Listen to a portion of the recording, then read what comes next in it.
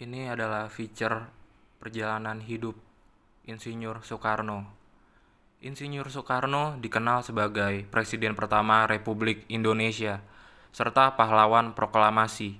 Soekarno, yang dulu disebut Bung Karno, lahir di Blitar, Jawa Timur pada tanggal 6 Juni 1901 dan meninggal pada tanggal 21 Juni 1970 di Jakarta. Ketika ia lahir, Soekarno diberi nama Kusno Soekarno. Ayahnya bernama Raden Sukemi Soekarno dan ibunya bernama Ida Ayu Nyoman Rai.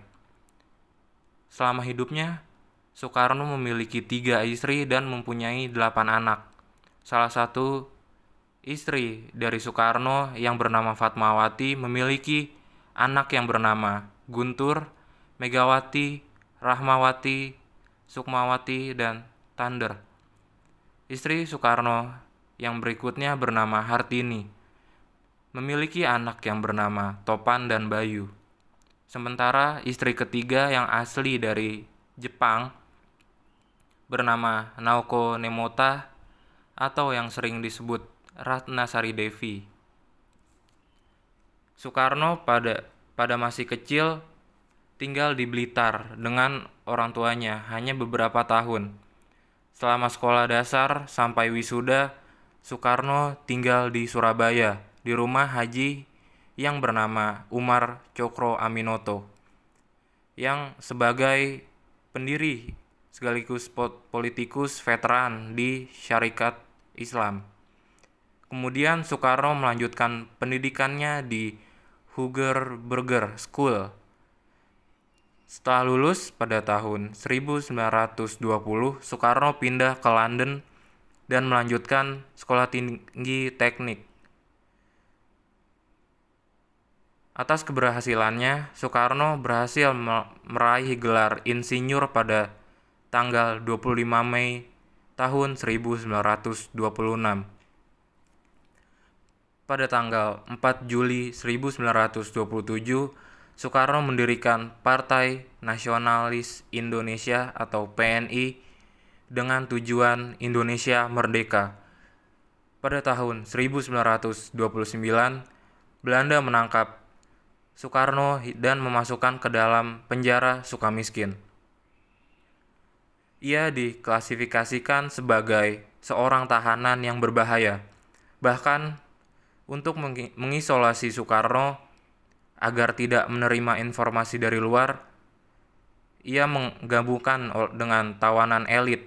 Kelompok perlawanan ini sebagian besar terdiri dari orang-orang Belanda yang terlibat dalam korupsi, penipuan, dan penggelapan.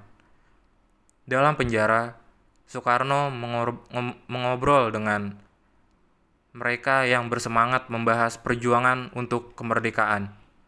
Seiring berjalannya waktu, Soekarno menemukan cara yang lebih canggih untuk mengelabuhi Belanda. Soekarno menggunakan telur yang telah ditusuk dengan jarum dan tanda itu menandakan pesan. Seperti satu tanda tusuk mengartikan berita baik, 2 tusuk telur berarti teman ditangkap, dan 3 tusukan berarti tidak ada skala besar serangan terhadap aktivis gerakan kemerdekaan. Selanjutnya, Soekarno bergabung dengan Partai Indonesia atau Partindo pada Juli 1932, di mana partai ini adalah pecahan Partai Nasional Indonesia. Karena aktivitasnya ini, Soekarno pun kembali ditangkap pada Agustus 1933, lalu diasingkan ke Flores. Pada kondisi ini, Soekarno pun hampir dilupakan para tokoh nasional karena lokasinya yang jauh dan terasing. Meski begitu, semangat Soekarno pun tidak pernah runtuh meski dalam pengasingan, yang bisa tersirat dari setiap surat ke Ahmad Hasan yang merupakan guru Persatuan Islam. Masa pengasingan Soekarno dipindahkan yang tadinya di Flores kemudian dipindahkan ke Provinsi Bengkulu di tahun 1938. Soekarno pun bisa bebas di masa penjajahan Jepang pada tahun 1942. Ketika awal masa penjajahan Indonesia oleh Jepang sekitar tahun 1942 sampai 1945, pemerintah Jepang masih belum memperhatikan tokoh dari pergerakan Indonesia. Hal ini bisa terlihat dari gerakan 3A yang tokohnya adalah Shimizu dan Mr. Syamsuddin, di mana mereka berdua kurang populer. Tapi pada akhirnya, pada masa pemerintahan Jepang, tokoh Indonesia ini kemudian mulai diperhatikan lalu dimanfaatkan oleh Soekarno, Muhammad Hatta, dan masih banyak lagi beserta organisasinya, sehingga diusahakan bisa menarik perhatian dari penduduk Indonesia. Disebutkan ragam organisasi mulai dari Jawa Hokokai, BPUPKI, Pusat Tenaga Rakyat atau Putra, dan PPKI dengan tokoh mulai dari Soekarno, Muhammad Hatta, Ki Hajar Dewantara, hingga Kiai Haji Mas Mansur, dan tokoh yang lainnya yang aktif dalam aktivitas pergerakan nasional.